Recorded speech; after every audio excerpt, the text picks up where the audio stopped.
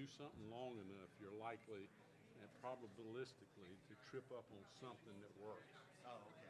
I'll let you say that. Is that something like a blind hog climbing an acre? Yeah. Man, that is like headlights, isn't it? Are they videotaping this? I don't see Is anybody. that why we have the Klieg lights on?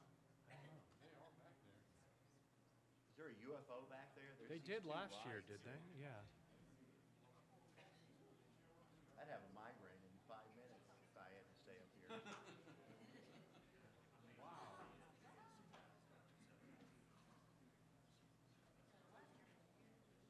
I'll just stare into those lights and I can't see. I am going to introduce the process on the webpage. Yes, yes. We changed it this year. Which you can't find right now, but It's there. It's just not. well, we don't. We haven't Hey. opened for nominations yet. Hello, Ramona.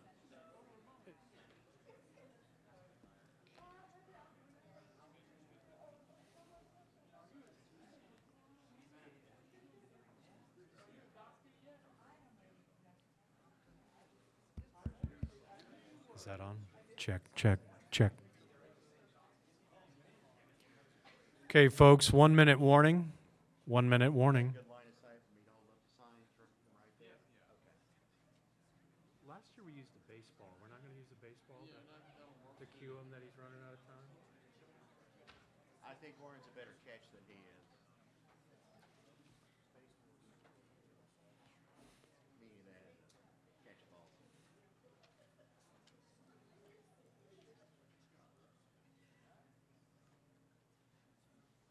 See, you stand up there, they get quiet.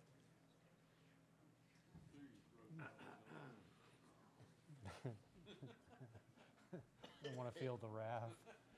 Okay, we're going to get started, folks. I'm sure you know that we are here to recognize somebody who's made a seminal contribution to simulation and training over the years. That is what the core of the Itsec Fellow program is all about. I'm Brian Holmes, the Itsec Fellow Chair. And before I pass you over to one of my other fellow committee members that worked with our fellow this year to get the paper and the presentation together, I want to remind you that we changed the process last year. We actually have a process, okay? So check out the Itsec website for Itsec Fellow, and I will tell you it's like an RFP. There's a section L and a section M. All right, follow the outline in section L, and we're going to grade you by what's in section M. All right, so we had some great packages this year that just didn't really follow the format. So keep that in mind. Keep an eye out for the call, and we'll proceed. Let me bring up Roy Scrutter from the University of Texas. All right, one of our fellows committee members that worked with our fellow this year. Take it away, Roy. Thank you, Brian. Okay, relax. I'm not going to talk that long, but I've known Jim for many, many years, maybe first here, maybe first at Fort Hood, I forget which, but for at least 20 years. And so when the opportunity came up to be his bird dog, to walk him through this process, give him feedback and all, I jumped at the opportunity. This year we honor Dr. Jim Wall as the, well, there's been 11 Itsec Fellows before him, so this makes him the, come on Aggies, 12th man.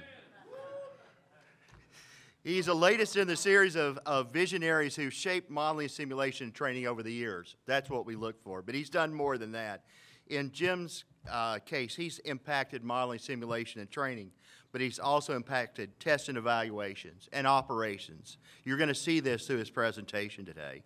And not just simulation and modeling and training, but data visualization and data analytics. He's one of the foremost experts in that area as well. As you're going to see in this presentation, he's got over 40 years history making contributions, and not just to the Department of Defense.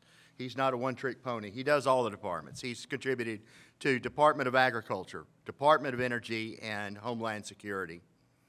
But a little bit about Jim's background. He holds an MS in Systems Technology, Command, Control, and Communications from the Naval Postgraduate School, and a PhD in Computer Science from Texas A&M. Now we do the whoop. Okay, thank you. Got to let the Aggies do that. He had a 22-year career in the U.S. Army, retiring as a lieutenant colonel. Then he led the Texas A&M Center for Applied Technology, TCAT, for 25 years. His last position at A&M, he was still the director of TCAT and also stood up the Innovation Proving Ground at the Bush Combat Development Complex there at A&M. In his spare time, Jim served on the Defense Science Board Task Force study for gaming, exercising and modeling and simulation. And amongst the many honors he's received over the years, he was recognized as a Regents Fellow by Texas A&M, which I understand is the highest honor that the Regents give out to their staff members. He was an inductee last year into the National Center for Simulations Modeling Simulation Hall of Fame. And he and his team received a Technology Impact Award from the Department of Homeland Security. That sort of sums up just a little bit of what Jim's done over the years. He's going to take you into some detail, and I think you're going to get some wonderful lessons learned. So please welcome Dr. Jim Wall.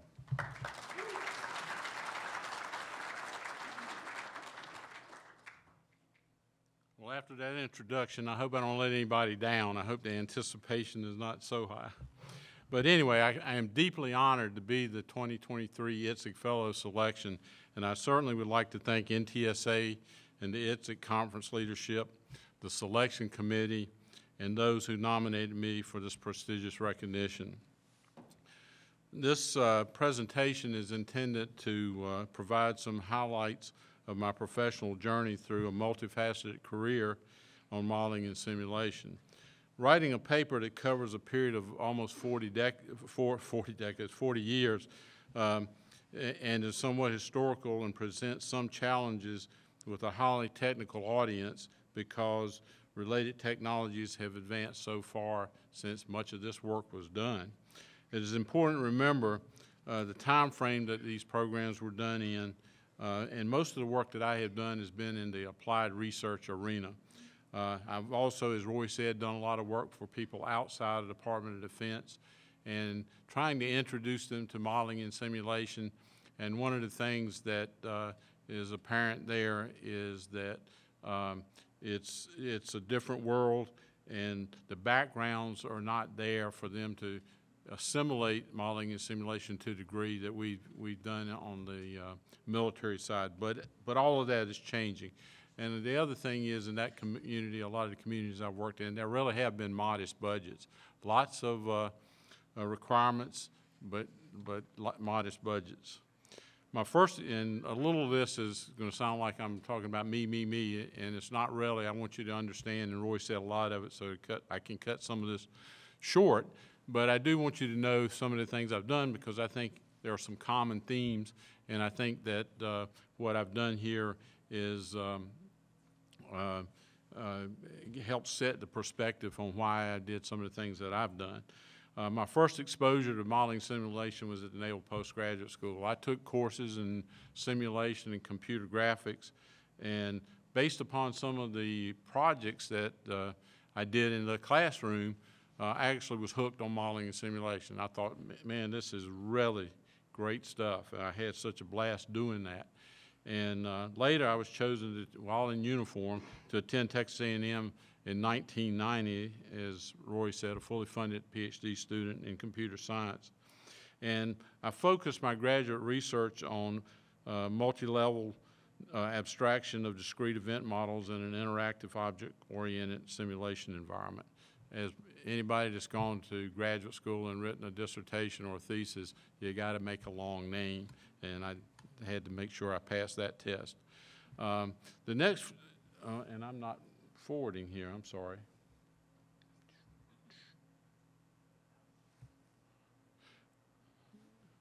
Okay, I'm sorry. So now I'll talk a little bit about some of my professional endeavors.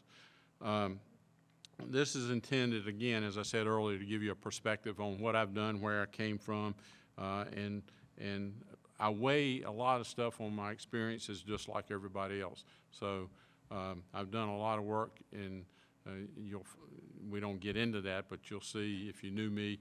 I was enlisted. I was a medic.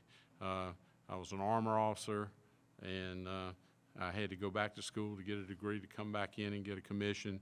And I was a fisheries and marine science major, so you know, I've even tied that in places. And the projects that I present in this paper, I played the role as either a technical lead or principal investigator, and always a team member in these projects. I've been surrounded by many outstanding mentors and highly professional colleagues along the way that have contributed greatly to the overall success of these programs. It's also important to call out my good fortune of having great sponsors who embraced innovation. I have highlighted the programs on these charts that I will talk in more detail about. I went to, in 1996, after retiring from the Army, I went to Texas A&M and the Texas A&M Center for Applied Technology, which existed, but I started a division under that, and I'll talk briefly about that in a minute. But one of the large programs I had there, a very successful program, was disaster relief and emergency medical services that we were a part of with partnering with the University of Texas. My role was to build a digital ambulance that could transmit video and physiological telemetry while moving towards the emergency room and linked to a physician who actually had a virtual presence on board while the ambulance was on the way to the hospital. This was necessary because in Texas, of many cases where you have long transport times, and you wanted to get that expertise impacting the situation early. The next slide, and Roy talked about one of them, but I also had the privilege of being on a Blue Ribbon panel that I enjoyed looking at security at LAX airport. And basically, this was a large committee of some great people, and my role was I was selected by the emergency manager of the city of Los Angeles, who I knew well, and he was interested in the ideas of what I've done a lot of, blurring the line between operations and training. And so basically when the airport, and they were in the process of a renovation, when you're doing operations and you have an incident, then you still have to operate the airport, and you can't let the two get confused. So they were looking at ways to hand off the actual incident so it could be managed and still maintain operations. They also were very interested in an idea, like I said, blurring the line between operations and training, because these systems can be used to train also, and you'll hear more about that later. I'm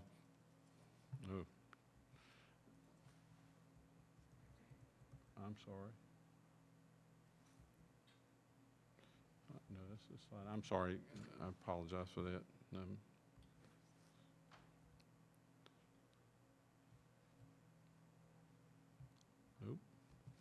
That's where we are. I'm sorry. Okay. Talking about the two bullets on the slide, and Roy mentioned about serving on the Defense Science Board Task Force. And again, that was a real education for me because I got exposed to people who'd been doing a lot of modeling and simulation, especially high-level analysis and wargaming and experimentation with force structure and those kinds of things. And so it really opened my eyes to something that I hadn't been a part of. And it's worth noting that the task force visited Itsec 2018, and many of those guys had not been, and ladies, had not been exposed to the kind of work we do here, and they were really very impressed. And I'd also like to call out Dr. Sue Numerick, a previously designated Itsec fellow who was on that task force also. She was not surprised what she saw here since she's been so engaged here. So after leaving school, my first assignment from Naval Postgraduate School was at the Armor Center, and I wrote many of the requirements for the M1A2 main battle tank. And the M1A2 main battle tank is actually 9 improvements to the M1A1, and they all have to be proven in simulation before they would actually get funded and put on board. And so we used Janus at the time, which many of you, most of you probably are familiar with. It's another conflict resolution model. And we had to prove the worth and the delta when you add these improvements to the combat vehicle. Thanks, Roy. Whoops. The arrow goes down. Okay, I'll get that by the end of the presentation. And one of the key components of the M1A2, where me and another guy wrote most of the requirements for, was IVIS, the Intervehicular Information System, which was the first digital information system in a ground combat vehicle, and was a crude, by modern standards, precursor to Blue Force tracking today. It was which is Force 21 Battle Command and below Blue Force tracking. So it was apparent to me at the time, because I was so simulation oriented, wouldn't it be really nice to take this operational center and stimulate it with simulation in a training endeavor? Well, it also turned out similar things were already being done at Fort Knox at the time. There was something called SimNet, and much of the stuff that you see on the floor today, this is the legacy. It was perhaps the world's first fully operational virtual reality environment and was the first real-time network simulator. It was here that I first met Colonel Jack Thorpe and Major Jimmy Shiflett, which are two previously selected Itsec fellows. Not trying to name call, but one thing I want to stress, and most of you know in this room, it's a small community, and you see people over and over, and that's one of the things that makes this such a wonderful community. Now on to the virtual sand table. The original concept of the horizontal display was put forth by Wolfgang Kruger at the German National Research Center around 1994. But what they were doing was using this horizontal display, 3D, because we were using stereoscopic glasses, was to look at problem space for scientists, engineers, physicians, and architects. The responsive workbench was a table, but it was far from being a single unit. It was a projector that was on the other side of the room to get the throw length and was illuminating down a black plywood tunnel to bounce it up to the rear projection system. So then, here's another name, Colonel Jim Blake and I visited the German National Research Center and thought it'd be a great idea of connecting a table similar to this with combat simulations. So we came back to Aberdeen Proving Ground and the Army Research Lab, and we did just that. We built a system that became the first transportable stereo display integrated with combat simulations. And this was accomplished because of people I met on this floor here at Itsec who after talking to them about our problem and wanting to make a single unit, they said, sure, we can separate the optics from the electronics, put a mirror in, fold the light path, and boom, it's in a transportable unit. Notice I did not say portable, I said transportable. It was not something, in fact, fortunately the lab we had it in at Army Research Lab had 2 doors on it, so we could get it in and out. But again, it was clear right away there was clear potential for both training and operational utility. And looking down on this table from a 3D perspective and having the entities that were being simulated appear in 3D gave the commander a view almost like looking down on a real battle space. And one of the points that I think, and we didn't do any research in this area, but I have always maintained, we're always looking at map boards. We're always looking at map boards and doing a transformation of looking here and visualizing it here in our brain. It does take some CPU cycles in our brain to do that. So I think it's just more natural to look at it that way. But we also found out that don't just get away with the horizontal or the vertical displays, because there's a lot of information that is graphical and textual that needs to be shown in conjunction with what you're looking at graphically.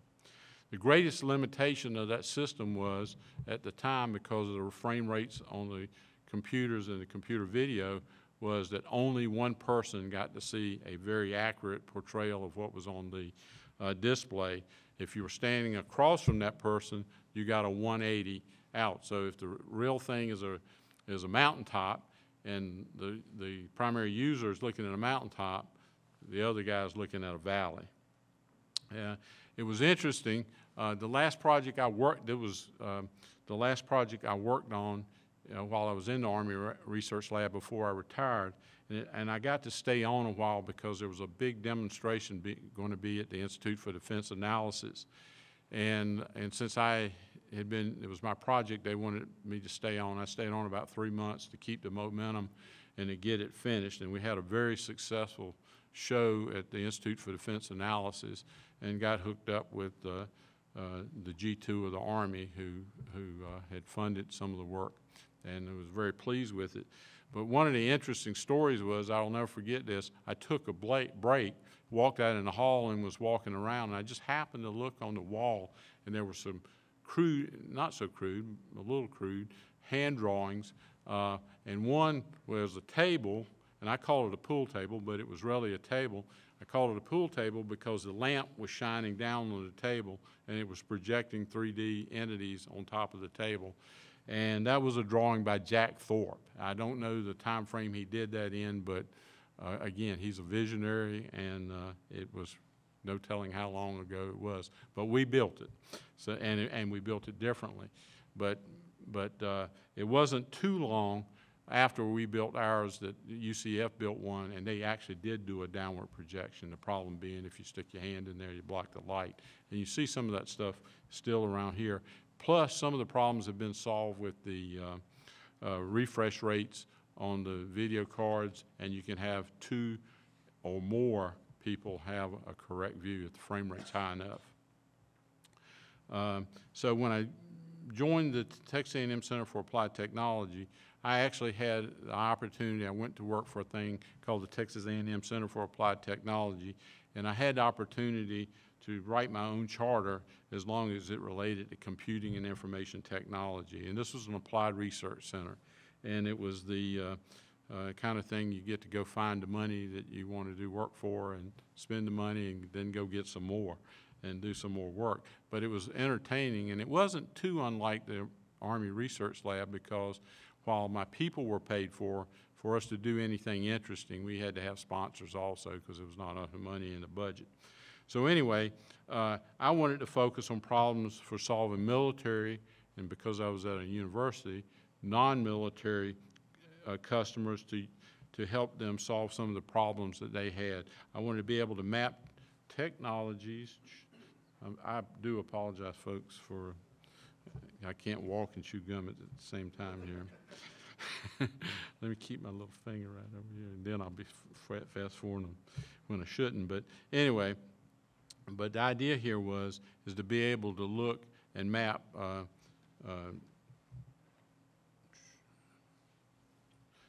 capabilities to meet the technologies, the capabilities to meet the needs of customers in order to overcome problems that detracted from their missions. There was an emphasis on information technology such as information and data fusion, data analytics, and modeling and simulation to improve command and control and decision making. We chose to build systems when possible that feature an economy of effort by blurring the lines between operations and training. So the value proposition here was that if we could take data streaming, large streams of data from multiple systems that were capable of producing high-volume streams of data and the infrastructure, and could smartly display the analytical and graphical products, then we would be able to improve operational efficiencies and training effectiveness. So that really started what I did at A&M and did for, like Roy said, 25 years. When I first got there, it was kind of interesting also. Texas A&M University, not putting in a plug for them, but I always am glad to do that, is a major player in all aspects of homeland security. But a lot of that is historical. they've always been very oriented, one of the agencies there, the Texas A&M Engineering Extension Service, and we don't want to get into acronyms because we have T's, TEEs, TAs, and others, and after 25 years, I can still get tongue-tied by those. But one of the things that they had been doing is focused on police and firefighting. That's the largest firefighting school in America. And but they had some vision too. In 1995, the Oklahoma bombing occurred. So right away, they started looking at Homeland Security and built a whole center called Disaster City to work on this area. Later, obviously, we know that September the 11th occurred in 2001, and that really accelerated the process of what we were doing in Homeland Security with that agency, and we'll talk some about the projects we worked there. But the model that you are seeing now is, the model you're seeing now is one that some faculty and I came up with soon after I got there, and it preceded 9/11. And the idea was, can we put some kind of framework to how simulation can be used in Homeland Security, because that's what I was pushing, and we got some people that understood what I was trying to do. And this model, I think, helped some. It at least pointed the culture in the right direction, and later on, a lot of this took hold.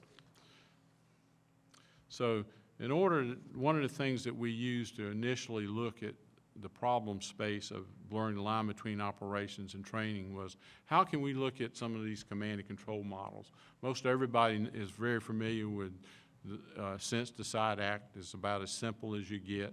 Then there's the Boyd's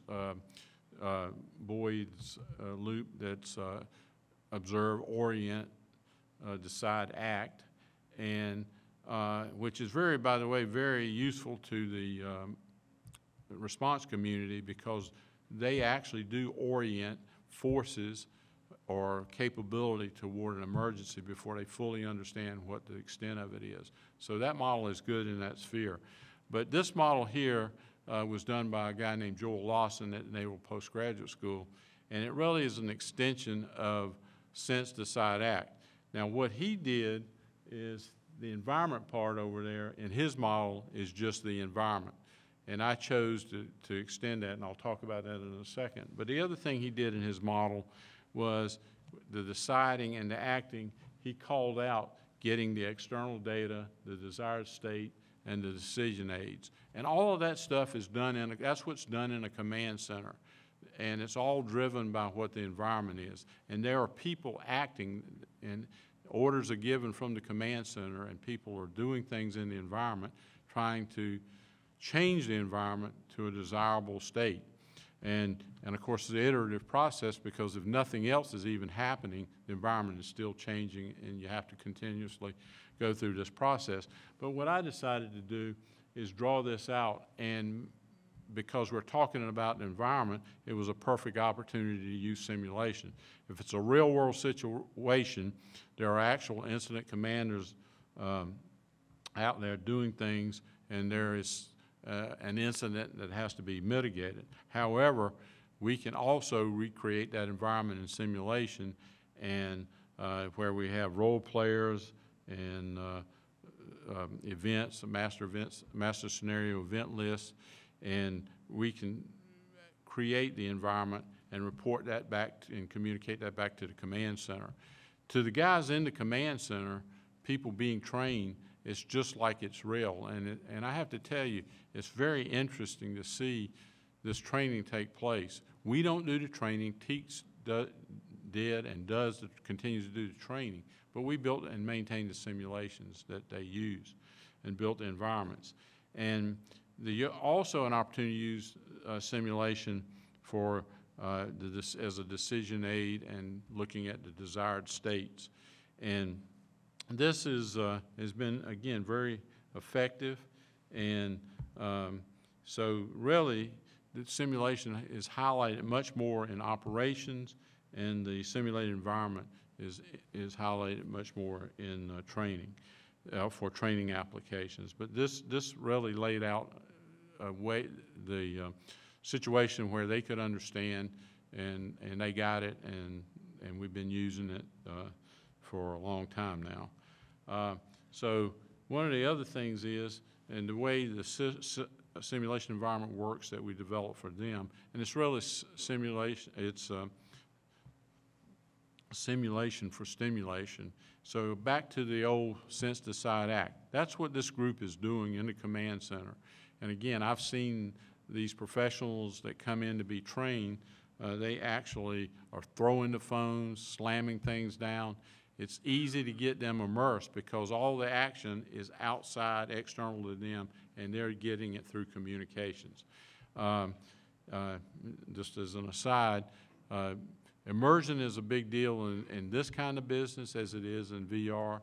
And one of the things that I saw, and hopefully nobody's here from TEEX, but I argue with them all the time, is I knew we were in trouble when they brought out the podiums to the sections because they want to stop everything and give them a lesson learned right at the point of when things are going on.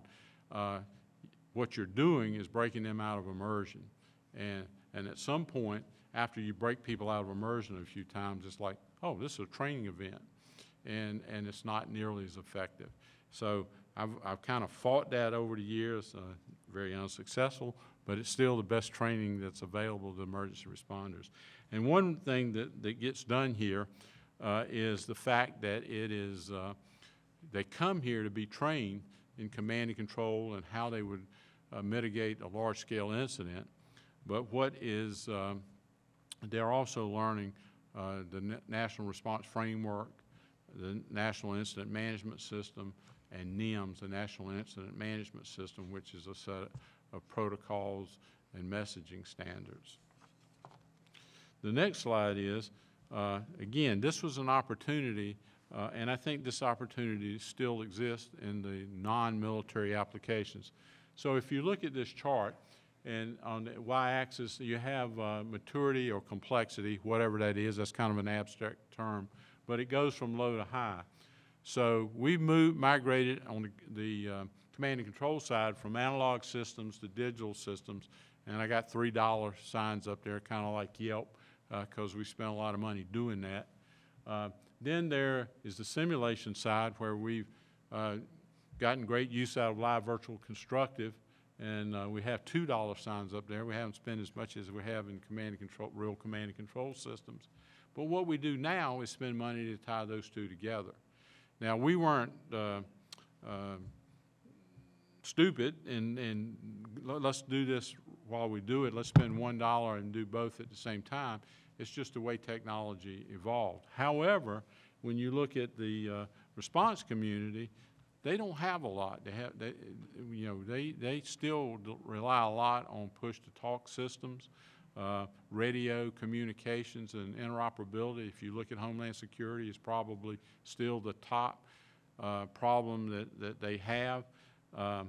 And training is, they do a lot more, as I said earlier. In the military, other than lately when we've been deployed a lot, there's usually more training than operations. On the responder side, there's usually more operating than there is training. So these are problems to be solved, but since they are fairly low in complexity, it gives us an opportunity to spend $1 and grow both of those capabilities at one time. So you might say, well, why don't we just do that? Again, I mentioned modest budgets before, lots of jurisdictions, and it's just, it's the way things get funded. And even the military, I think, has been, I hate to say hampered. We've gotten the capability. Could we sometimes do things more efficiently if we were able to not stovepipe some of the spending? But we do, and I don't know that we can possibly do it any better, but it's been a problem over the years. So the emergency management exercise system is the system that we actually built, and there's a building there called Emergency Operations Training Center out at Disaster City, where this is a model command post that has all the 5 sections that a real command post would have, and we stimulate that via simulation, and everything is captured. And what we're trying to do here is create virtual veterans of large-scale events, either naturally occurring or human-induced. It's been very, very successful. I like reading the reviews because this is fully funded for responders from all over the country that we get. In one class, there's 40 people, and some of the responses are great. I always joke, we got one response one time, I don't eat I forgot what it was. I don't eat cheese, because they furnish lunch also. But he spent a week there fully funded, and that was the only observation that he had. So I made the comment, he won't be back. But anyway,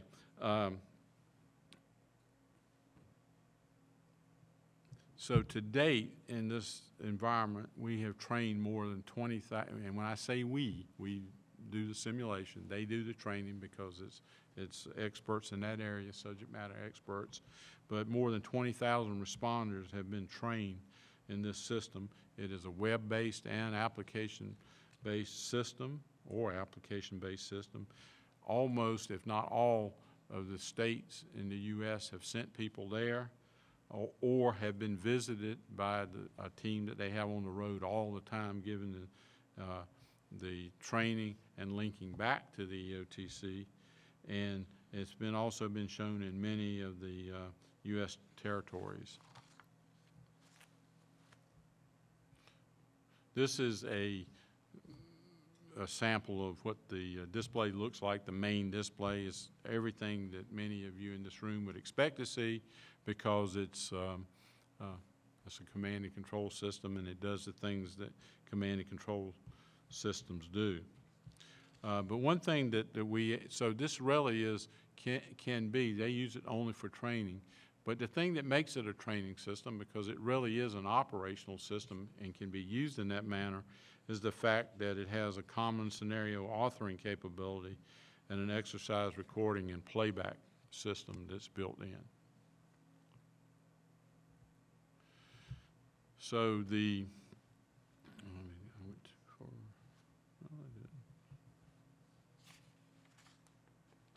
So the first thing is the scenario manager. So as I said, much of this is driven by a master scenario event list, and that's graphically put into a system that operates on a timeline. And these events move from left to right and go under a cursor, and then they execute. You can actually grab the events and delay them, move them forward, delete them, whatever you want to do, and add new events. And we have a couple of different kinds of events here. Some are implicit and some are explicit, and they can be linked. So in case you wanted to delete a singular event, all the things that are subsequent to that would be deleted also. But the types of events we have are programmed. Those are events that are decided upon at runtime and may be the primary shaping function for the scenario being portrayed. And there are actually a lot of capability here to be able to map out a scenario, and they can get quite complex. Generated, these are events that result from state changes in the model due to decisions or actions taken by the actors and may be triggered by another event of any type. So obviously we can't anticipate everything they're going to do, and we may have to make changes on the fly. And then there are invoked events that you may want to actually change something or introduce an event based upon where they're heading or get them back on track or whatever. So the observer controllers really do a good job when they use this simulation. Then there's also data collection and analysis. As I said earlier, we stimulate them and they ultimately act. And so if you look at what command centers do, they assemble data and information, analyze, and decide on an action which is then communicated to on-scene commanders. So it's possible we know what stimulus we gave, and in the time frame when they communicate regarding that, we link those two and can see it visually. And it helps aid in the assembly of the after-action review, and it helps a lot by making that linkage. It also gives, because of the playback, it actually allows you to drill down very deeply. In this room where the command center is, there's lots of microphones and video everywhere. So when somebody says, I didn't do that, and yes, you did. Here it is. So you get that a lot. So the next slides I'll go through kind of quickly because these are some of the things that we noticed as problems, and not problems, but differences, and I think it's important to call out. And these slides are available. You can read these. And I'll just highlight a couple of them. But the military, as you might guess, is much more structured than the emergency response community is. There's lots of jurisdictions. They have lots of different geographical differences.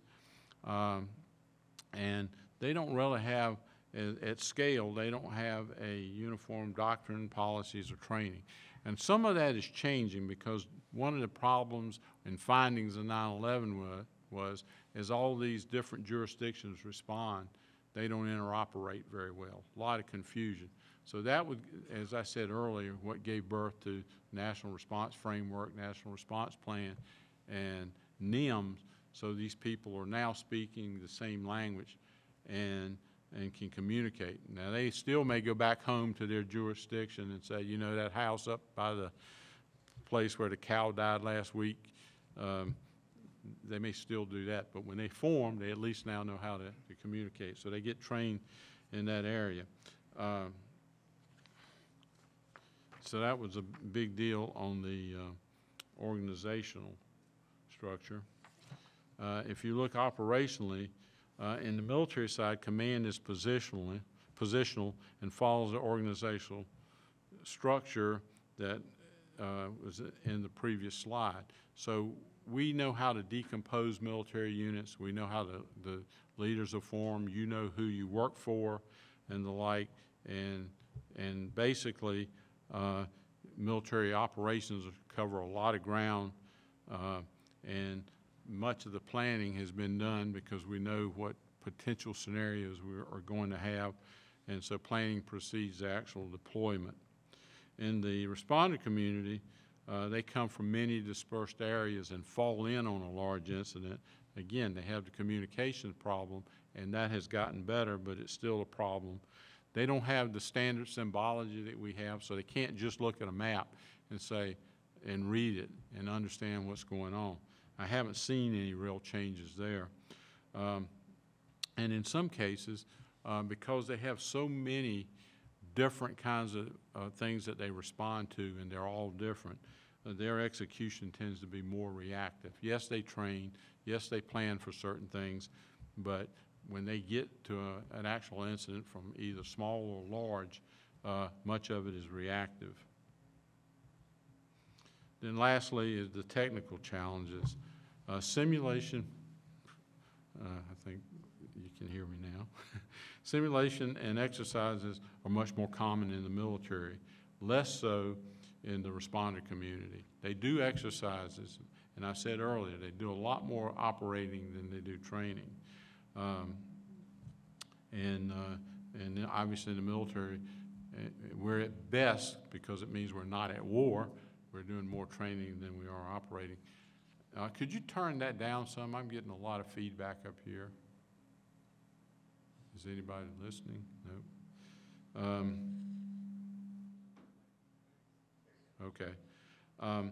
In this case, as I said, on the military side, forces are spread out, and really that helps based upon the symbology we have, how to render the scene on the map.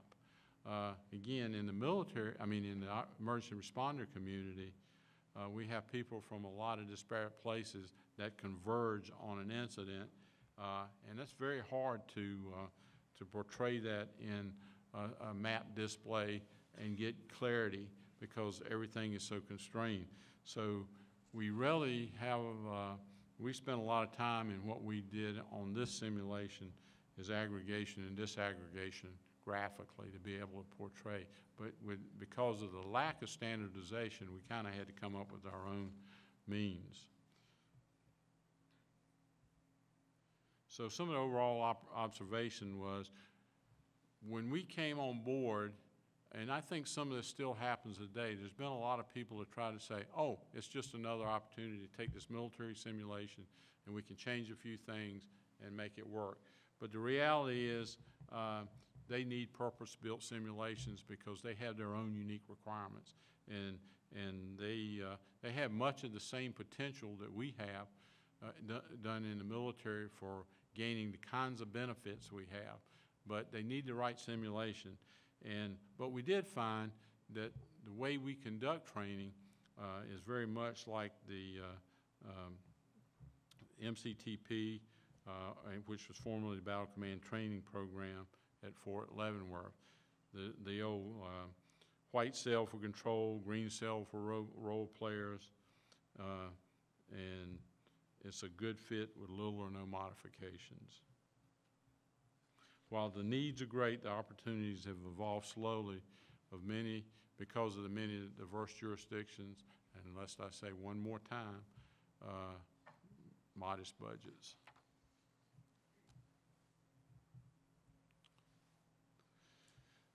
But we had a lot, as I said, we had a lot of success with EMES. We had a lot of people that came in there because it was not just what you may think of local, state, federal government responders. We had oil companies come in. A lot of people have been trained. Anybody that was likely to experience some kind of incident. And so we had people asking for us to do things. And so what we decided to do, if we're going to do a lot of this kind of work, and we really want to do a lot of this work, let's use software development frameworks. So we explored that. And so we looked at how we could very quickly build and respond to customer requests for command and control decision support systems. The software, much of it in a development framework is reusable and provides a foundation from which to build software applications. It includes a set of components, interfaces, and tools that developers can use to create applications more quickly and easily. There are many advantages to using these software frameworks. Increased productivity, improved code quality, increased reuse, and reduced development risk. And as you can imagine, by doing all of those things, you're saving money and time. And then the other thing that I think we learned, again, we weren't doing $100 million programs. We were doing, I guess we had some $1 million programs and $500,000 programs. And when you do that, you don't have time to sit down and collect every requirement possible and whatever. So we weighed the notion of ways people normally do things a lot on these larger programs where you have requirements-driven prototypes versus prototype-driven requirements, and that's what we actually chose to do. In the requirements-driven prototypes, or RDP, the development process starts with a set of requirements that are gathered from stakeholders. These requirements are then used to create the prototype of a product. In the prototype-driven requirements, the development process starts with a prototype of the product. The product is then used to gather feedback from users, which is used to refine the requirements. Again, it's not just nuance. This is really important.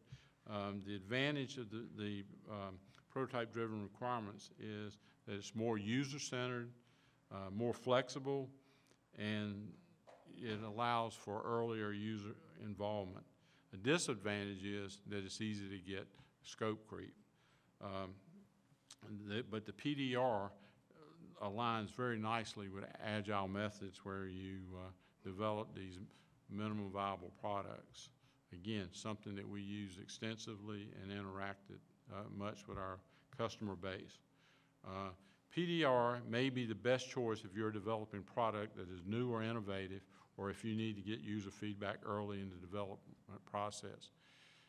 When I was on the Defense Science Board and we traveled around, one thing was very, very interesting was TARDEC seemed to be really doing a lot of neat stuff with simulation and building prototypes and getting feedback. And they had some very, very interesting programs there. And most of that or has been displayed on this floor. It may be displayed, I haven't had a chance to get to the floor yet, but it may be there already.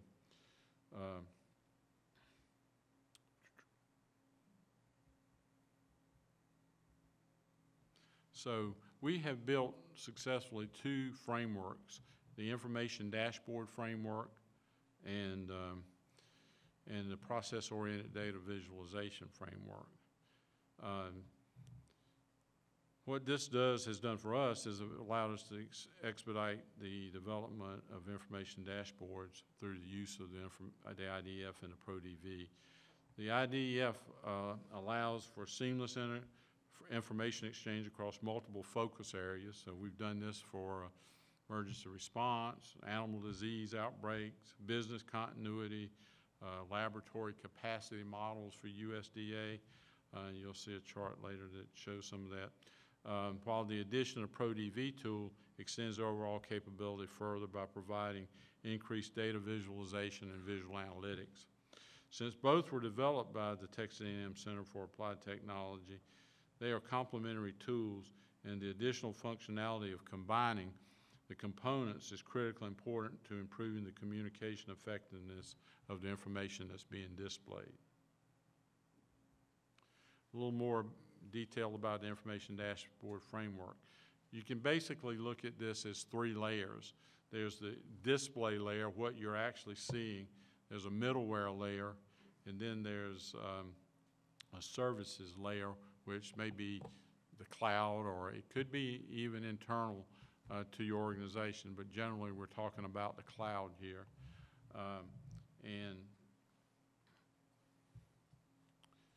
And so what happens is this is a service-oriented architecture, and it creates common integrated display or common operational picture.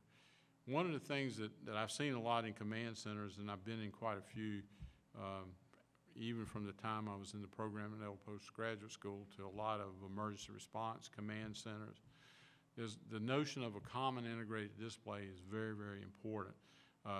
And I'll talk a little bit about the Coast Guard decision support system that we built. But I'll never forget going there, and this was in Seattle, and it was looking, the Joint Harbor Operations Center, looking at how they operated, and had a tremendous command center. It looked almost like a Hollywood set. In fact, Dr. Biggers and I were there, and they were going to show us their great command center, and we walked to a room full of computers, and we were laughing because it was just a room full of computers. So somebody reached over and cut on the switch, and the glass cleared, and it looked like a Hollywood set. And but what was interesting is the commander had to walk to multiple places to really see what was going on. They didn't fully have an idea of an common integrated display. And again, there may be many common integrated displays depending upon what your function is, but clearly you want the opportunity to show what you need to do your job. The display actually gets feedback from the middleware components. The middleware can actually display directly from a service, or it can actually transform and present from 2 or more services, or route data from one service to another. The network or cloud services include database, applications, sensors, or other dashboards. So these dashboards can communicate. They are fully composable, and the components are hot swappable. And we have agent monitors that are allowed, that can send out cautions, alerts, or warnings based on threshold or conditional values. So the IDF itself was used to build some core functionality. It's more like the general part of the framework, and you specify that framework by building components that plug in and give it the functioning and access. The core functions address pluggability of the components, data manipulation, component and data access, and data security.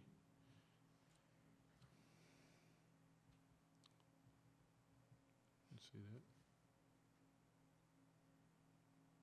These slides are available if since I've screwed it up so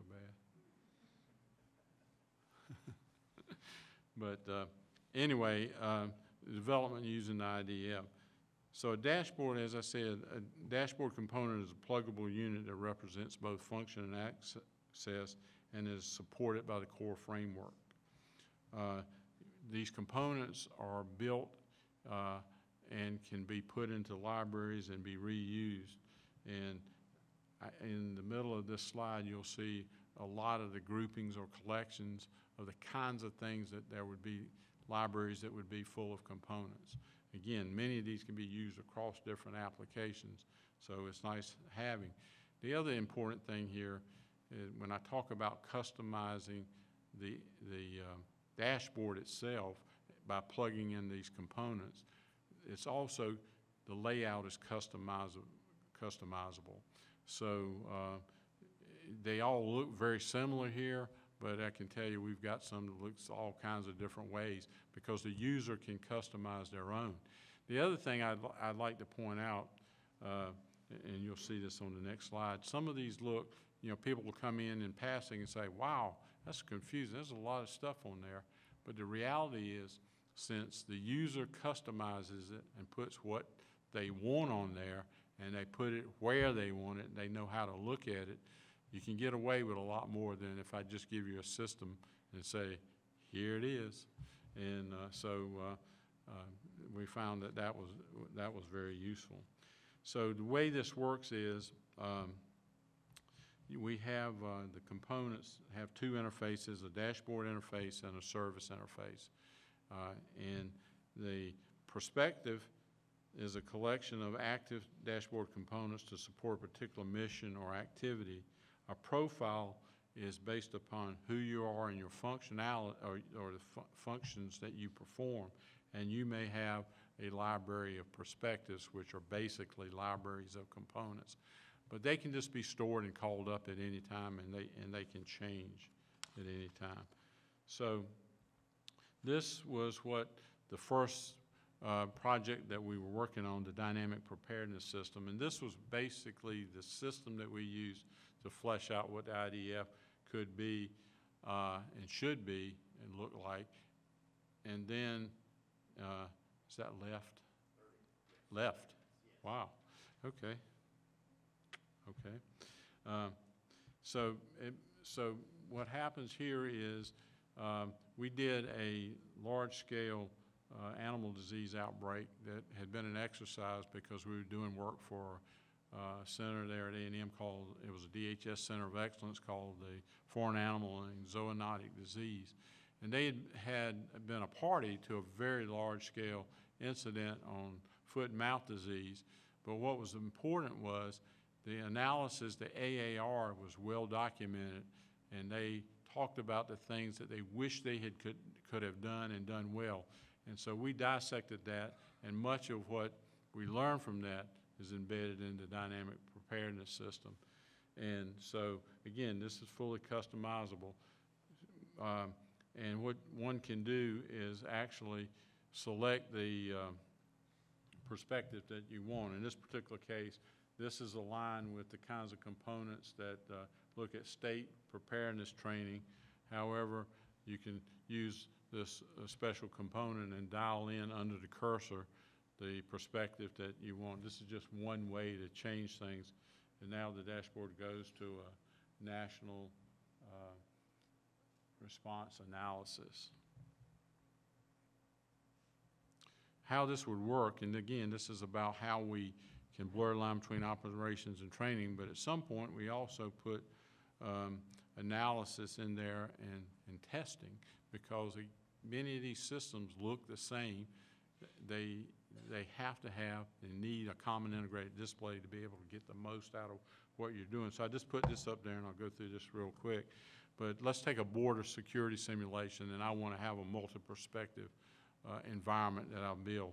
So in training, I perhaps would conduct simulation support exercise focused on decision making. In analysis, I may want to establish the right mix of people, sensors, and physical barriers at the right location. All this capability would be represented by components that are plugged in and that are linked to data interfaces, service interfaces that have been arranged that you have access to. Operations, providing decision support tools for rehearsal and course of action selection. And testing, where you want to extend the context of the test environment beyond the physical system.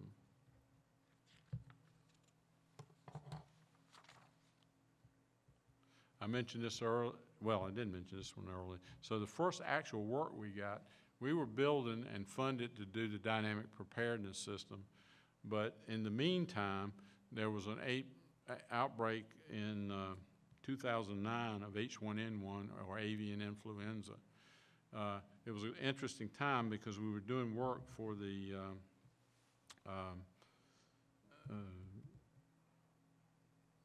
Foreign Animal Zoonotic Disease Center, but we were working at the at DHS, and they had actually been on the hook for a while for having to build a common operational picture for biosurveillance of all the things that were going on, so they could quickly be aware and monitor things that were going on across the world that may impact the U.S. So we got asked, could we do this? And we said, sure we can. Because we had already set up most of the IDF, we built the BCOP in weeks instead of months. I mean years, maybe months or years. But I recall now sitting in a conference room at DHS where we're literally swapping out components and showing them what a prototype would look like. And once they agree on what they wanted to do, it was just a matter of specifying those components to work like they wanted to work. And so they did this work for the DHS National Biosurveillance Integration Center. This was a huge success for us, and in 2010, we were awarded the DHS Science and Technology Impact Award for this program. I mentioned this earlier, the Coast Guard display system. What this actually was in support of a large exercise that was in Puget Sound, and the idea was there was a watercraft coming in that had a nuclear capability or a nuclear device on board. They had the intelligence that was coming in, but there was a lot of boat traffic in the sound, but they had to find this. So this exercise involved 70 watercraft and 300 people, more than 300 people. And so what we were able to do is build a system, and it did things like monitor ship traffic. We knew where everything was. We were getting the source. We could do video and lots of things that they were already doing in their command center. But one capability that was very well received there, once they found the watercraft that had the nuclear device on board, they had to move it to what they call a safe harbor. They had to go and take it where if something went wrong when they were neutralizing the device, they wanted to have the least impact as possible. And so we were able to parameterize a plume model, the Aloha model that was in Purdue. We were in Seattle.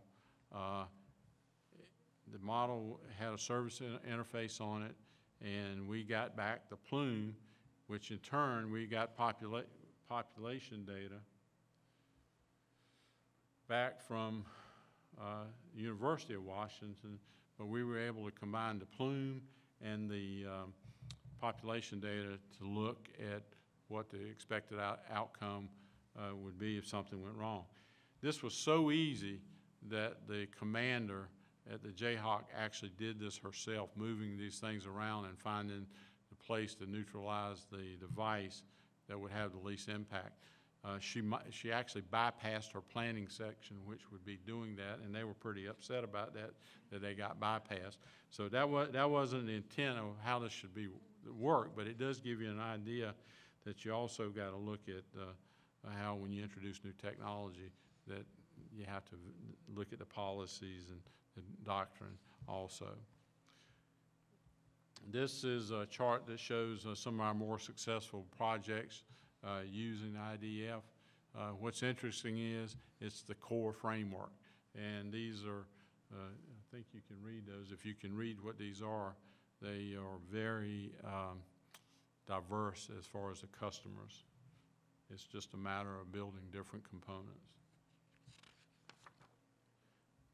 The next one is process-oriented data visualization, and I'm going to go through real quick on this.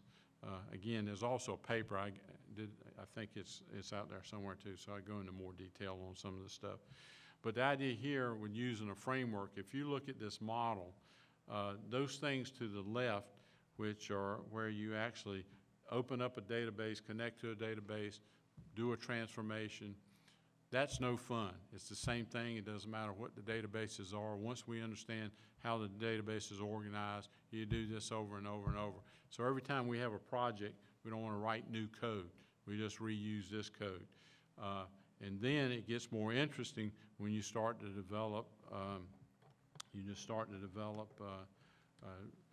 the analytic modules.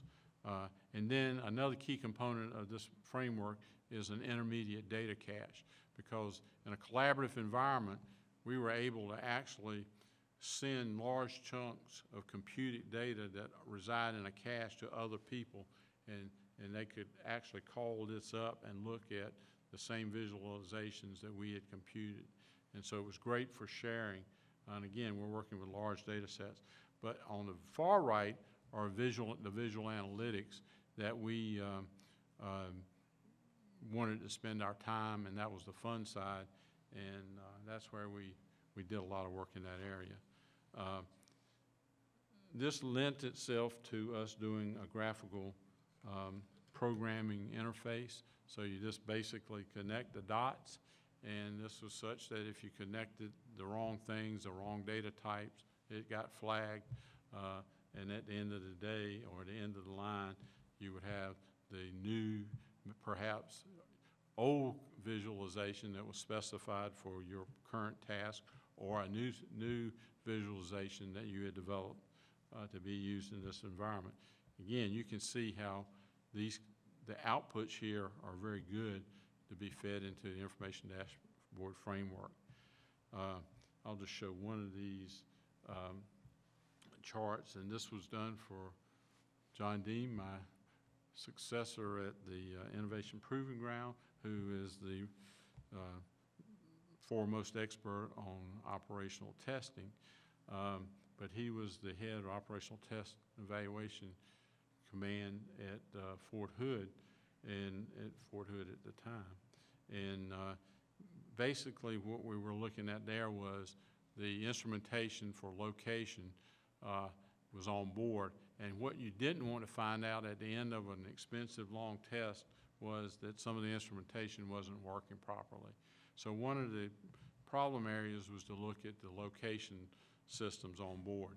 The location systems have two rules. One rule is every 5 minutes there's a heartbeat, and it says I'm healthy.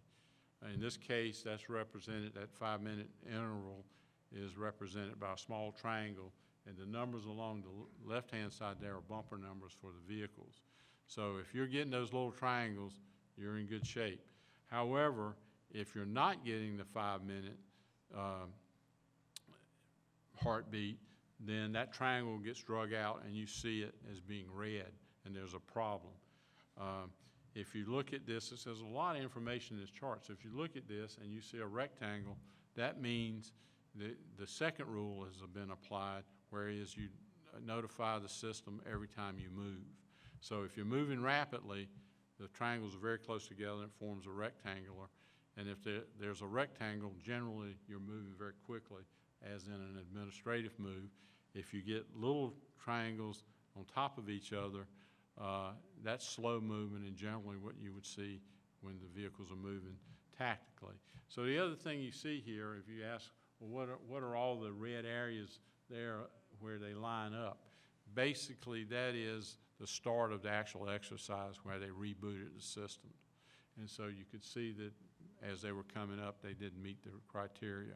Then over to the right side, you see an alignment of vehicle movement, and you can see the coordinated movement that was taking place. This chart was assembled in real time. So immediately, if you had key systems go down, you didn't have to wait till the end to look and see did something happen. Again, in the interest of time, I won't go through this one, but this is more of the same, but in some cases, we would put a lot of different visualizations in one display. But what's key to this is these time-based events, we actually represented the data in multiple forms, but there's a cursor in each display that moves and shows you where that data is on another visual representation of similar data as far as time goes. So you can very quickly look at how these were related. We have done quite a bit of work in human, social, and behavioral cultural modeling. I put this here not to talk so much about this other than to show ProDV. This was a great model we worked with the University of Texas at Dallas on trying to locate IED components by interviewing, using their first-person cultural trainer to interview Afghani folks to find out if you could determine where IEDs or IED components were. And the feedback was great. This was a great system. Also, based upon the demeanor of how that interaction goes with that individual, it changes what the indigenous people might think, whether they're friendly or hostile based upon how they were approached. So the idea here is to train soldiers how to better interact with these indigenous people to try to get more information. It also changes on a larger scale the posture of the forces that are in the area, or it changes the attitude, if you will, of the population, which in turn impacts the operational aspects of what the military is doing. So you have the components of JNIM. It just so happens that JNIM has the internal engine on that is the regional analysis model that we teamed with the Bush School of Government on, and that's still in use.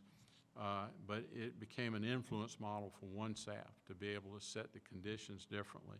The thing that we did with the ProDV involved in this was a real-time display of whether you were being positive in the interactions you were having or negative.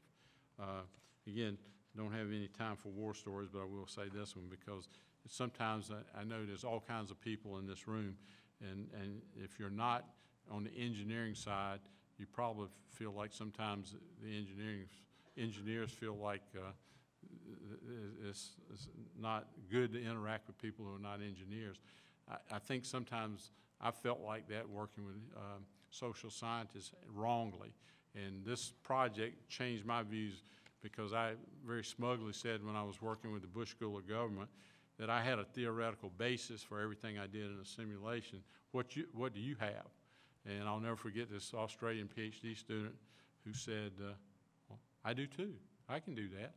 And so when we delivered this product, we actually had her write a volume on the theoretical underpinnings of this program and from a social perspective. It was quite good, and I've never said, in fact, I've been an advocate. Every college of engineering needs social scientists in their colleges, and many do. A&M right now is not one of them, but it should be. Again, we did a similar thing. This is electronic battle manager. A lot of custom visualizations here. This particular customer was great because they already had heavy use of simulations. So we put different interfaces, got the data out, and represented it differently. Again, this was very well received. They really got the notion of being able to change the perspective, and the system, they had components that would do preparation, planning, execution, and assessment. And one of the nice things that I really learned about this organization was they actually use simulation in a reach back while they're performing their mission. I think we've lost Mike. Can you hear him at the back? Okay, so here we go with another table, again discovered at Itsec. We had a thing called a multi-touch collaborative table, which was by Diamond Touch Table, or the Diamond Touch Table by Circle 12. But the unique thing about this table was it knew who was interacting with it. And it was a little bit creative in the way they did that. These metal stools, if you were sitting on it and you touched the table, you made contact and it knew it was you, which would not be all that useful because I'd just say get up and I sat there and now I'm you. But I always thought, what a great idea if we could put the biometrics along the bezel of the display so I could touch it with one hand and interact with the other. But there's some interesting things that you can do if it knows who's touching it, because now where we have this display with people who contribute, it's their data, they get to interact with their objects but can't interact with yours. And so, again, it looked at a lot of things that we could do there. I'm going to pass that slide. How we doing, Roy? Okay. Let me jump to the ambulance. So this was, again, a large project we did for the Army, but it just so turned out that they were interested in what we were doing in a military in civilian ambulances, but we looked at Humvee ambulances also, and I'll talk a second about that because it's a different environment. This was an $18 million program, and we actually put ambulances in the field in Liberty County, Texas. And I remember going over to Liberty County, riding ambulances, and thought, well, this will be, on the weekend, this will be great. I'll get to hang out at the ambulance at that firehouse all night. These guys run all the time. And Liberty County is a pretty wild place. In fact, the last run I made over there, 2 guys went to sleep on the railroad track to keep warm, and train ran over them, and we were the first on the scene. But anyway, this ambulance here, the M-Life vehicle, was funded by Texas A&M and is the culmination of much of the work that we did under the project called DREAMS, Disaster Relief and Emergency Medical Services, which was a digital ambulance program I talked about earlier. But this particular ambulance, we got to walk through the assembly line with it. We made the engineering changes, and I'm also proud to say, because we were small, we were one-stop shopping. We even did the graphics on the ambulance itself, and we built this ambulance and got to integrate all these systems. This is a list of the kinds of things that are integrated on the ambulance itself. And we had things like portable ultrasound, wet blood analysis on a chip, and we even had one ambulance that had a remotely controlled ventilator on board.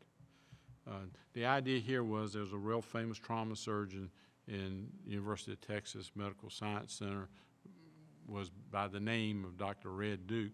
A good week to think of him because of the Kennedy assassination. He was the senior resident at the time and gets credited for saving Governor Conley's life because he spent the night with him after knowing that the president was gone.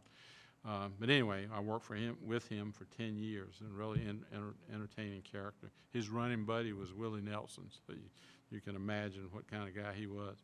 But anyway, this was a great idea, and this ambulance today has been transferred over to another component of Texas A&M to use for training. It was clear to us, again, like so many things, if you do this and we're interacting, collecting all this data, why not use it for a training environment? You can either use actors or human patient simulators, and the human patient simulators are very sophisticated today. They actually can give you readings and respond to interventions. So that's the area that we explored. The next slide, well, that's this slide. Then the next slide, I'm now digressing, are the digital EMS variants that were paid for by the Army. So those top ambulances you see there were over in Liberty County. And they had one similar technology to what I just showed previously, but one thing that we had to modify a lot to incorporate in the military side, military ambulances don't go out and police people from the battlefield. They actually transport people from one place to another, and generally they're stable, but it called for more cameras and different instrumentation. We also had a deployable system. This was used in Hurricane Katrina and Rita, and a number of lessons learned that I won't go in into now, but you can expect what some of the issues are there. But one thing another common theme that I saw, one of the problems with IVAS, going all the way back to the M1A2, was responders and some military crew people are trained rather rotely, and they have a cycle. Once they hit the trigger, they go into auto mode and get the job done. It's very effective. So when you bring a new system in that you've built and say, here, use this, it's hard to fit it into that rote cycle. They have to have the time to use it and let them tell you how it ought to be used. And they may use it differently. So anyway, that was an important lesson there. I'm going to go through this real quickly. I would ask you to read this, because one of the things that I'm always, this whole briefing of 60-some slides, and we're almost through, I only have 3 quotes, and I'm very appreciative of people who can use one sentence and say a lot, and that's not me. That's not a skill that I have. But this is a very powerful statement here, and I think that it sets the tone for things that we need to do. If you look at the current acquisition process, as I mentioned earlier, when we were building the Bush Combat Development Complex, I'll never forget General Murray, who was the first commander, stood up. There are programs that have taken as long as 18 years to go from concept to technology development to putting them in the field to soldiers. And he made a comment, somewhere today we are conceiving things for soldiers yet unborn. That's a very powerful statement there. Now since I've been in any association with the military, we've been trying to expedite this process, and we've learned ways to do that. So one of the things we need to do is reimagine the acquisition process. You can read this later, but AI and modeling simulation is going to play a major role in this. Again, here's another one of those quotes. This was I would call your attention to this National Academy of Engineering booklet that was written on physical and technical suitability of test and evaluation ranges and infrastructure. And there is a series of videos online that look at some of the transformations that need to be made for future test and evaluation. This is the Innovation Proving Ground. I already mentioned John Deem here is head of this. I was the first director, but basically what I did was write the requirements, help get the contract sorted out, and figure out what I thought it ought to be. These guys, John Deem and his crew, did the heavy lifting to actually get it in play, and it's there now, and it's quite an asset. Again, I can pass this up, but we did spend a lot of time on the what the architecture and structure should be. I was on the floor earlier. I went to Tritium's booth and looked at the DAS, the data acquisition system, because that's key here at the Innovation Proving Ground, because we really promote this notion of real-time streaming graphics. We have our own, not graphics, real-time streaming data for analysis. And we have our own private 5G system, and we also have a wide area network out there, so we can send high volumes of data and do real-time streaming. And the modeling simulation is definitely built in, because as we look at AI systems that are being used now embedded, you can't do testing like you used to. Let's do 30 runs, thumbs up, it did everything it was supposed to do. You may have to do 10,000 runs. You're not going to do 10,000 runs physically. How are you going to do 10,000 runs? Simulation. And I'll talk just about it. Well, so really, the a couple of points here with data appreciation, and I'm wrapping this up now because this is, I know what Roy wants me to say here, is master the data life cycle. Creation, storage, use, sharing, archiving, and destruction. Look for opportunities in every aspect of that life cycle, understand it, be a master of it. Understand that data is a product. I know systems that the data it generates is far more important than the system itself, because it can be used in part of the body of data that will inform AI systems. The other thing we have to worry about with this in the new world order of AI systems is it's generative AI uses stuff we know. Unfortunately, much of what we know is very biased. And so I think there's going to be a market in the future if somebody figures this out. How do we detect bias in data? How do we mitigate it? And I think that's going to be an important thing, because the system may work perfectly, but if the data is biased, we may get answers we don't expect, and they won't be right because it didn't have the right things. Real-time stream analytics, absolutely. Must communicate to the user things, how the data was collected, and this is important. So metadata becomes, in my view, as important as the data itself, because if you don't have the high level of metadata, it's really, you're not sure what you have. And three concepts that I really like to talk a lot about is abstraction. This is the level of detail I need for what I'm trying to do. Context. How did I collect this data? What were the circumstances? And perspective. You know, why did I collect this data and what for? So here's a few more. This is the last two slides about some of the parting thoughts. And powerful tools used in the absence of well-formed processes have little value. And one of the things that I was known for at A&M was Dotlan PF, Doctrine, Training, Leadership Organization, Materiel, and Personnel and Facilities. It's or if you are not familiar with it, it works great. I don't know how long it's been used. It's been modified some, but it goes down. If you have a deficiency, go down that order, because it's the least impact to the system to change.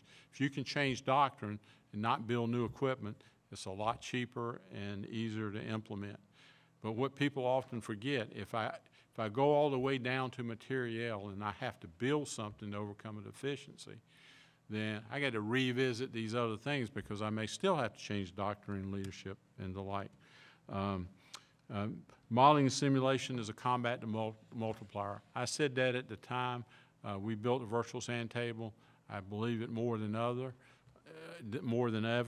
And I relate back to the time of General Gordon Sullivan, who, when we were looking at combat multipliers, it used to be a big thing to call out what are new combat multipliers. Most all of them were bigger guns, bigger bullets, better armor. He came up with the notion of information technology. Information is a combat multiplier, and I'm just extending that to modeling and simulation. See if there's another one. Oh, okay. All right, I'd like to give everybody give Jim a big round of applause for a fantastic.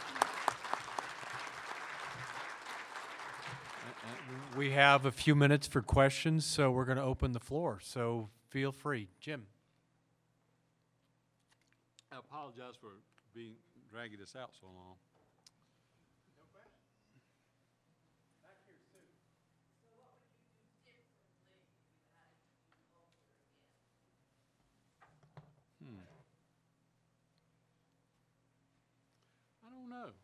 I mean, that's,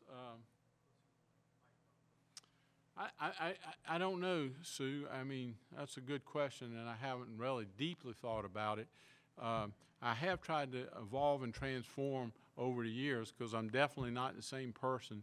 And like I said, I think I improved when I understood diversity, not in the sense of cultural diversity. I do understand that. I've always been an advocate for that. But diversity of experiences, disciplines, and I wish probably that I had gotten hooked up with some of those people earlier, because I think there are many systems would become better. And Keith will tell you this, I used to pound on the table all the time. I don't care how clever you think you are, if you build something and people don't use it, you failed. And I believe that. And a lot of times people don't use something because it's not in our sphere of knowledge to know how to build it, so people will use it. There are people who are experts at that. And so that's one area I think I could have improved on for sure. Got time for a few more questions? Yes, ma'am. What do you want to do now? Go hiking in Pisgah Forest. No, I don't know if it came out. I have been retired for about 2 years. I do work part-time now for Dr. Biggers back at the Texas A&M Center for Applied Technology. But I do live in the mountains, and I enjoy hiking. It's a beautiful place. Got away from the heat and droughts. So I live in a temperate rainforest, got bears in the yard and deer, and I'm happy.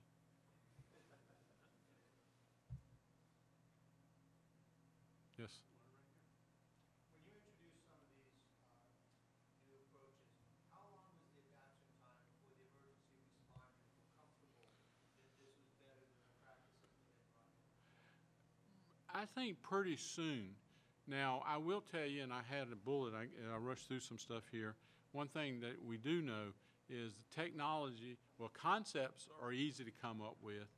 The technology to deliver those techniques or technologies take a little bit longer, and then it takes longer yet to go ahead and build this. But the hardest and longest pole in the tent is changing the culture.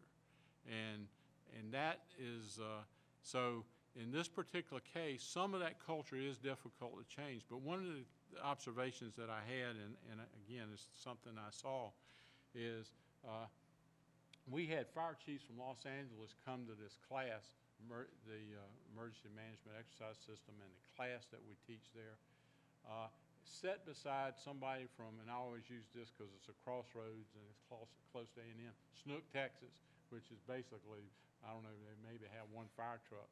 But one of the things I learned very quickly, both of those people could communicate and learn something from each other, even though one guy was from LA and, you know, done everything, and the guy from Snook, Texas had one fire truck and and had limited experiences, but usually he could teach the guy from LA something. So that happened a lot. Yes, here. Yes.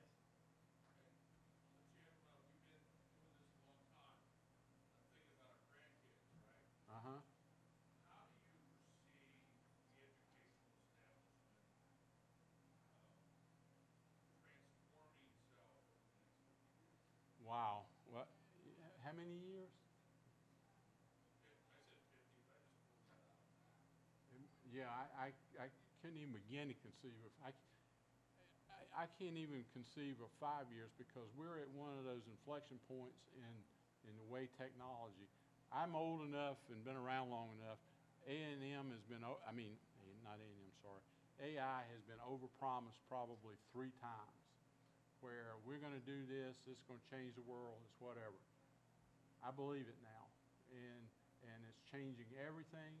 You know, it's probably still a lot of hype as to where we actually are. But you know, AI has almost been reduced to machine learning, and with the generative AI business and the challenges there, I think it's going to augment so many of the things that we do. But as modeling and simulation and training people, that's a good thing because we're going to be in business for a long time as long as AI is involved. And we have to figure out how that we grow in parallel also, to be able to test these systems. Yes. You talked earlier about the way that you had worked on smaller programs and having the flexibility to do a prototype in form requirements type of program. Right. I'm used to that type of environment where you really just have the funding to scrounge together a prototype. But when you're talking about some of these larger, like a lot of what you focused on was data, preparing data so that it's scalable. These things can grow and inform other systems in the future. Do you believe in that if you build it, it will come approach of like just do it small and somebody will notice? Or do you think there's a trick to getting people to notice? Well, I think as long as you've got something to show. I like to tell a story about the virtual sand table because I wrote some words and tried to get some money and didn't have much success. I did some artwork. I'm not an artist, and tried to get some money. Then I got some people who were artists, and now people's light bulb went off, and I got some money. So you can imagine a prototype is even more powerful, being able to see and show something. As long as you put it in the right context and link it to the problem space that they're trying to work in or improve. So, Well, we got time for one more, because I know people have to get to, there's some things going on tonight for the authors. One more question? All right, let's give Dr. Wall. thank you. To reiterate, we do have a formalized process now. The evaluation criteria are now on the NTSA Itsec.org website. So I invite you to go out and look at those criteria and nominate people like Dr. Wall that have had an impact and made a difference. All right, thank you, and we'll see you here throughout the week. And Jim will be here all week, so feel free to engage with him. Buy him a drink.